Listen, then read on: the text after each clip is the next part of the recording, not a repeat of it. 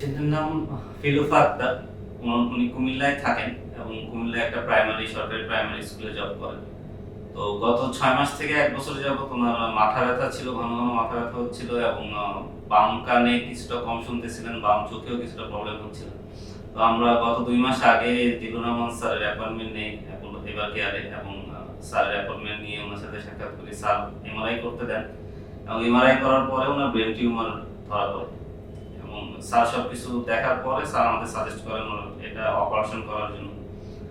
আমরা এই মাসের ৫ তারিখ স্যারের মাধ্যমে এখানে অপারেশন করি এবং স্যার অপারেশনের পরে স্যার আমাদের যেটা জানান যে ওনার অপারেশন সাকসেসফুল হয়েছে আলহামদুলিল্লাহ। এবং এরপরে আমরা মোটামুটি ৪-৫ দিন হসপিটালেই ছিলাম।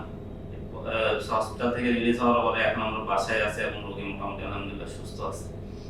তো এবার জিল্লুর রহমান স্যার এবং এবারকে দুইজনকেই আমাদের পক্ষ থেকে ধন্যবাদ যে আমাদের খুব ভালো সেবা দেওয়ার জন্য এবং স্যার আন্তরিকতার জন্য।